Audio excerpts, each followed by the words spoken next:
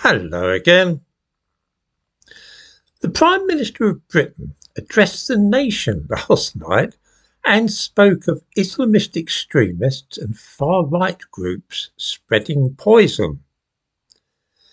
There is no threat from far-right groups.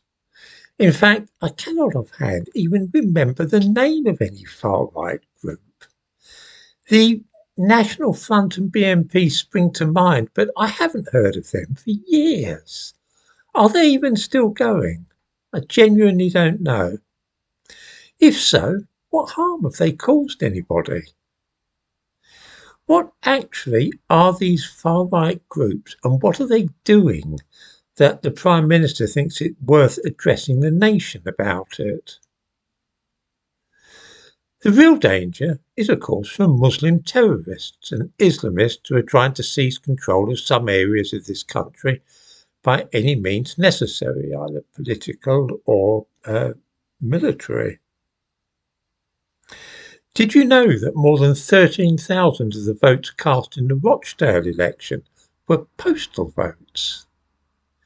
Does anybody find it odd that almost half the votes cast in that election were postal votes, and that of the 13,460 postal votes, no fewer than 12,335 were votes for George Galloway?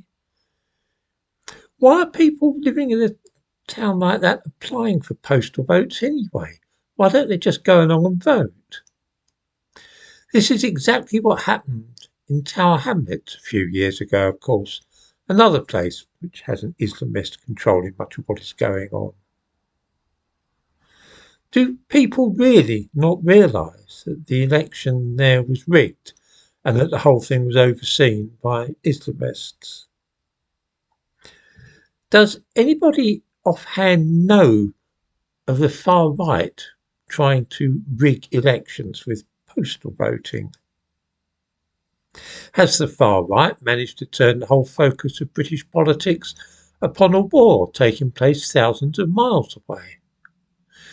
What actually has the far right or far right groups in this country done that might be harmful in politics? What about terrorist attacks? Has anybody been killed by bombs planted by the far right?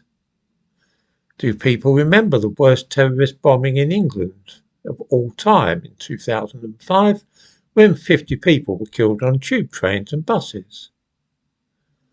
What about the bomb that blew up little girls at a pop concert? Has the far right done that? Can anybody actually list any of the things which those supposed far right groups of which Rishi Sunak spoke yesterday have done? Anything at all? I could speak at length, on the other hand, of the harm that Islamist extremists have done in this country, but far right groups? The Prime Minister had a good opportunity yesterday when addressing the nation to make a stand.